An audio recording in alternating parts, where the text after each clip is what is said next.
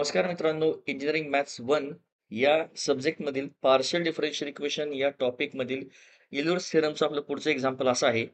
If u is equal to sine inverse root x square plus y square then prove that x square डॅबा square u divide by डॅबा x square plus 2xy डॅबा square u divide by डॅबा x डॅबा y plus y square डॅबा square u divide by डॅबा y square is equal to tan cube u. बघा आता हे वाला तर तुम्हाला माहिती झालेलं आहे की सगळ्यात पहिलं आपण जे दिलंय ते u is equal to sine inverse root x square plus y square आहे तसं घेतो. यानंतरनं इकडचा जो आहे राईट साईडचा साइन इनवर्स तो आपण काय करतो पहिला लेफ्ट साईडला घेतो. तर राईट साईडचा इनवर्स लेफ्ट साईडला तो काय बनणार इज इक्वल टू तर नुसतं साइन हे u इज इक्वल टू रूटमध्ये x square plus y square आहे तसं मिळणार. आता यानंतर आपण काय करतो तर इकडचा जो एक्स स्क्वेअर आहे हा वाला फक्त एक्स वाली टर्म जी काय असेल त्याला आपण इथं बाहेर कॉमन घेतो. मग या ठिकाणी काय मिळून जाईल हे वालं साइन यू आहे तसं इज इक्वल टू हा जर एक्स स्क्वेअर आपण कॉमन घेतला तर तो बघा आता रूट सहित येणार. मग इथं ब्रॅकेटमध्ये रूट या ठिकाणचा एक्स स्क्वेअर कॉमन गेलेला आहे. मग या ठिकाणी फक्त 1 शिल्लक राहील प्लस हे वालं वाय स्क्वेअर मधून सुद्धा एक्स स्क्वेअर जर कॉमन गेला तर काय मिळणार Y square divide by x square हे आहे तसं मिळणार. आता यानंतर आपल्याला काय घेता येईल इथला जो रूट आहे त्याला आपण रेस टू 1/2 असं लिहू शकतो. मग हे मिळतंय sine u is equal to ब्रॅकेटमध्ये एक्स स्क्वेअर आणि रेस टू 1/2 आणि परत दुसऱ्या ब्रॅकेटमध्ये रूटमध्ये 1 plus y square divide by x square आणि ब्रॅकेट कंप्लीट. तुम्ही इथल्या ह्या ब्रॅकेटला इथं सुरुवातीलाच रेस टू 1/2 असं घेतलं तरीही चालते काही प्रॉब्लेम नाहीये. आता जर हे सिम्प्लिफाय केलं तर काय मिळणार हे वालं sine u is equal to आता इथं एक्सची पॉवर आहे स्क्वेअर ती एक्सची पॉवर 2 आहे आणि परत त्याचं पॉवर आहे 1/2. तर या दोघांचं मल्टिप्लिकेशन घेतलं तर हे 2 आणि 2 कॅन्सल होतील. मग या ठिकाणी शिल्लक राहील एक्स रेस टू 1 काही नाही म्हणजे 1च. आणि आता याला या ब्रॅकेट मधल्या व्हॅल्यूला बघा आपण कसं लिहितो तर F of Y divide by x बरोबर. या ठिकाणी वाय स्क्वेअर आहे आणि डिवाइड मध्ये एक्स स्क्वेअर त्याला आपण वाय डिवाइड बाय एक्स असं लिहितो. आता या इथल्या इक्वेशन वरनं आपल्याला इल्युर्स थेरमच्या पहिल्या फॉर्म्युल्याच्या 2 व्हॅल्यूज मिळतात. तर कोणत्या लेफ्ट साइडचा साइन यू आहे त्याला आपण घेतो एफ ऑफ यू. मग ते या ठिकाणी घ्यायचं एफ ऑफ यू म्हणजे आपलं पहिलं function is equal to sine u ही झाली आपली यातली पहिली व्हॅल्यू. आणि दुसरं या ठिकाणी आपण बघतो एक्स ची पॉवर ती आहे 1 तर या ठिकाणी आपल्याला मिळणार एन इज इक्वल टू 1 अशा आपल्याला 2 व्हॅल्यूज मिळाल्या.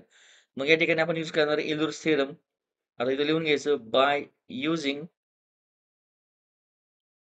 इल्युर्स थेरम आणि इल्युर्स थेरम मधला पहिला फॉर्म्युला आहे एक्स डॅबा यू वाय डॅबा एक्स प्लस वाय डॅबा यू वाय डॅबा y is equal to small n f of u divide मध्ये एफ डॅश यू बघा तो असा लिहून घ्यायचा. जर आता आपण याच्यामध्ये सगळ्या व्हॅल्यू घेतल्या स्मॉल एन आहे 1 इंटू एफ ऑफ यू आहे साइन यू आणि डिवाइड मध्ये आहे एफ ऑफ चं डेरिव्हेटिव्ह म्हणजे या साइन चं डेरिव्हेटिव्ह. मग ते आपल्याला काय मिळतं कॉस यू बरोबर. जर आता आपण हे सिम्प्लिफाय केलं तर काय मिळून जाईल 1 मल्टिप्लिकेशन मध्ये आहे तर तो निघून जाईल म्हणजे साइन यू इंटू 1 तर फक्त साइन यू मिळणार आणि sine u divide by cos u तर हे आपल्याला मिळणार आहे टॅन यू. बघा अशी आपल्याला ही पहिल्या फॉर्म्युल्यामधून अशी व्हॅल्यू मिळाली.